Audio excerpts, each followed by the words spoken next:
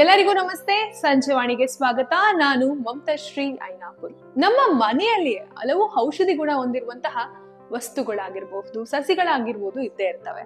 ಆದ್ರೂ ಸಹ ನಾವು ಡಾಕ್ಟರ್ ಹತ್ರ ಹೋಗಿ ಮಾತ್ರೆ ತಗೊಂಡ್ ಬರ್ತೀವಿ. ಡಾಕ್ಟರ್ ಹತ್ರ ಹೋಗೋದು ತಪ್ಪು ಅಂತ ಹೇಳೋದಿಲ್ಲ. ಅಂಗೈಯಲ್ಲೇ ಔಷಧಿ ಇರ್ಬೇಕಾದ್ರೆ ನಾವ್ ಯಾಕೆ ಬೇರೆ ಕಡೆ ಹೋಗ್ಬೇಕು ಅಲ್ವಾ? ಅದಕ್ಕೋಸ್ಕರ ಇವತ್ತಿಂದ ನಾವು ನಿಮ್ಗೆ ಒಂದೊಂದು ಔಷಧಿ ಗುಣ ಹೊಂದಿರುವಂತಹ ಒಂದೊಂದು ಟಿಪ್ಸ್ ನ ಕೊಡ್ತಾ ಹೋಗ್ತೀವಿ. ಮನೆಯಲ್ಲೇ ಇದನ್ನ ಟ್ರೈ ಮಾಡಿ ಹೇಗಿದೆ ಅಂತ ಹೇಳಿ. ಇವತ್ತು ನಾವು ಹೇಳೋದಕ್ಕೆ ಹೊರಟಿರೋದು ದೊಡ್ಡ ಪತ್ರೆ ಎಲೆ ಬಗ್ಗೆ. ಇದನ್ನ ಕರ್ಪೂರದ ಎಲೆ ಅಂತಾನೂ ಸಹ ಕರೀತಾರೆ. ಇದೊಂದು ದೊಡ್ಡ ಸುಗಂಧ ಭರಿತವಾದಂತಹ ಆಯುರ್ವೇದಿಕ್ ಗಿಡಮೂಲಿಕೆಯಾಗಿದೆ. ಅಜೀರ್ಣ, ಹೊಟ್ಟೆ ಉಬ್ಬರ ಹಾಗೂ ಹಸಿವಿನ ಕೊರತೆ ಇದ್ರೆ ಈ ಎಲೆಯನ್ನ ಕುದಿಸಿ ಆ ನೀರನ್ನ ಕುಡಿದ್ರೆ ಆಗುತ್ತೆ. ಕೆಮ್ಮು ಮತ್ತು ಕಫ ಇತ್ತು ಅಂತ ಹೇಳಿದ್ರೆ ಎಲೆಯ ರಸವನ್ನ ಜೇನು ತುಪ್ಪದೊಂದಿಗೆ ಸವಿದ್ರೆ ಸಾಕು. ಹಾಗೆ ಎದೆಯ ಭಾಗಕ್ಕೆ ಹಚ್ಕೊಳ್ಬೇಕು.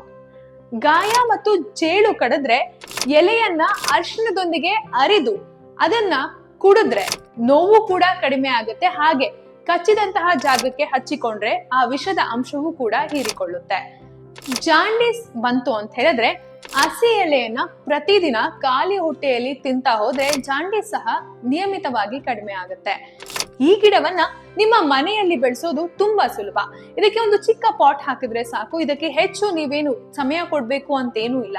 ಯಾವ್ದಾದ್ರು ಒಂದು ಸಿಕ್ಕಂತಹ ಕಾಂಡವನ್ನ ಕಿತ್ಕೊಂಡು ಬಂದು ನೀವು ನೆಟ್ರೆ ಅದಾಗದೆ ಬೇರು ಉಳ್ಕೊಳ್ಳುತ್ತೆ. ಈ ಒಂದು ದೊಡ್ಡ ಪತ್ರೆಯನ್ನ ನೀವೇನಾದ್ರೂ ಬೆಳೆಸಿದ್ರೆ ಈ ಒಂದು ಟೈಮಲ್ಲಿ, ಅಂದ್ರೆ ಈಗ ಶೀತ ಹೆಚ್ಚಾಗಿರೋದ್ರಿಂದ ಕೆಮ್ಮು, ಜ್ವರ ಈ ಒಂದು ಬರೋ ಚಾನ್ಸಸ್ ಹೆಚ್ಚಾಗಿರುತ್ತೆ. ಈ ದೊಡ್ಡ ಪತ್ರೆ ನಿಮ್ಮ ಹತ್ರ ಇತ್ತು ಅಂತ ಹೇಳಿದ್ರೆ ಅದಕ್ಕೆಲ್ಲ ರಾಮಬಾಣವಾಗಿ ಇದು ಕೆಲಸ ಮಾಡುತ್ತೆ. ಮತ್ತಷ್ಟು ಆಯುರ್ವೇದಿಕ್ ಟಿಪ್ಸ್ಗಾಗಿ ಫಾಲೋ ಮಾಡಿ ಸಂಜೆವಾಣಿ.